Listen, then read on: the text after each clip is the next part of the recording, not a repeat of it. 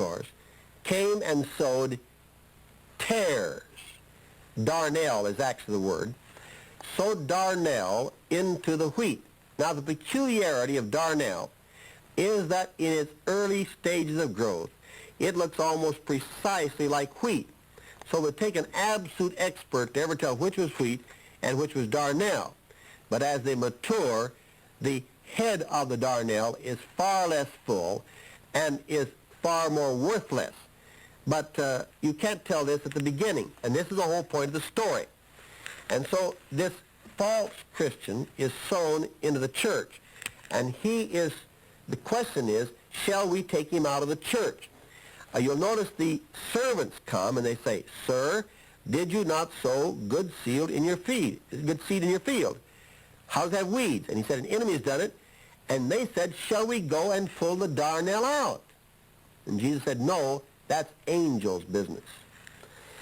Now, we always have the temptation to take the church and to sort the saints. Now, if I read Ephesians 4, 11, 12, and 13 correctly, in my job as a pastor, I understand that I am to perfect the saints, not to sort them. But the sorting of saints is angels' business. And this is to be left until the end of the age. Now, let me point this out. It was darnel they were not to sort out. It doesn't say one word about cockleburs.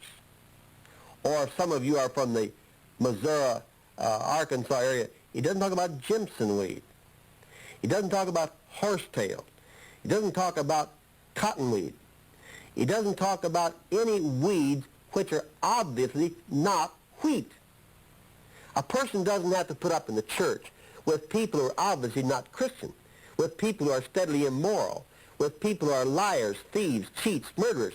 It's not necessary. This passage says nothing about sitting in judgment on people who obviously do not come up to the Christian standard.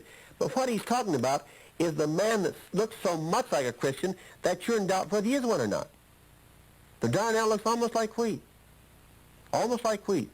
And the man that's that close to carrying out the Christian profession, separating him from the real, is angel's business. Keep your hands off. Keep your hands off. You're not going to have a perfect church. You're going to have a church in which, if you even let it go for half a generation, the children born in that church are only be children of Adam. And you're going to have evil come into your church right in your own families. Because the child of a Christian is not automatically Christian. And we raise our own problems. The problem of every church is the problem of the second generation. You can pass on bricks, constitutions, all this sort of thing. But to pass on a vital religious experience is something beyond your power to do.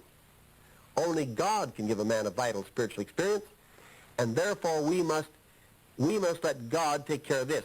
We have the same teaching, virtually, over here on the matter of a pure church in the 47th and 48th verses, where the kingdom of heaven is like a net thrown into the sea. Now, this is a kind of a net which has weights on the outer edges of it. It's cast out by hand in such a way that it covers a circular area. They are different sizes. Many of them are maybe 8 feet across. And the weights on this cause the net to sink, and it catches fish inside of the net by the gills, and the net is pulled up, and the fish are taken out of the net. And it says the kingdom of heaven now is like a net, and it gathers every kind of fish. Now, you go to your own church. Sorry now, but you'll probably find every kind of fish. All kinds of people there. There are good fish, and there are scrap fish. There are edible fish and inedible fish. There are good big fish and little minnows that aren't worth catching, but they're there. The net is let into the sea and catches fish of every kind. What are you going to do about this? It's going to be that men draw to shore and they sort the fish. And that's the way it's going to be at the end of the age. The angels will come and separate the evil from the righteous, and the evil shall be thrown into furnace of fire, and they will weep and gnash their teeth. But it's not for us today to sort them. I would like to have a pure church too. Nothing I'd like more than to have a flat-out, fully consecrated, fully dedicated, fully sanctified, body of believers to teach and to lead. It's just not going to be. Jesus tells me that I'm going to have, along with my good fish, I'm going to have some bad fish.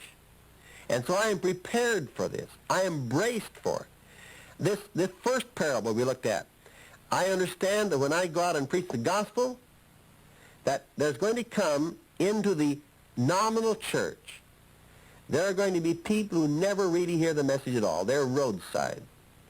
People are going to come in who are going to be shallow. A little soil, they're enthusiastic for a while, and then they give up quickly. There's going to be a third type of soil in which people are weedy and their good works are crowded out. There's going to be good soil. Then we have also here in this matter of the tares, we're going to have the kingdom is put out, the net draws in all kinds of fish, and they're going to be sorted by the Lord at the end of the age. In the meantime, I'm going to put up with them, and so are you. This eagerness to have a pure church is simply not going to occur. The tares are going to be in the church right along with the wheat. But we're warned about this, and this means that when you go to church, friends, and you pick out your own friends, be sure you pick out wheat and not tares to be friendly with. You want to pick your companions carefully. And I have repeatedly, in advising people about college, and I worked, of course, in colleges for some 27 years, and when they're going to go away to school, I say now the most important single thing you're going to do in school is not to pick your major, it's not to pick your teachers, it's not to pick your subjects. Most important thing you'll ever do in college is to pick your friends, because this determines where you're going to develop into, what you're going to be like, what influences you're going to subject yourself to. And this is true about those who stay home. It's not just true about people going to college. The most important thing, young people, that you will ever do, if you enter the factories, if you enter the foundries, if you enter the steel mills, the most important thing you'll do is to pick the people that you run with.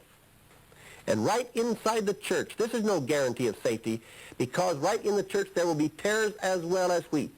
There will be roadside, there will be shallow soil, there will be weedy soil right in the church. But there will also be good soil. Friends, pick your friends, pick your companions, and make them the most godly sort you can find. From Matthew, verse 10 through verse 13 of this passage. Then the disciples came and said to him, "Why do you speak to them in parables?" And he answered them, "To you it has been given to know the secrets of the kingdom of heaven, but to them it has not been given. For to him who has will more be given, and he will have abundance.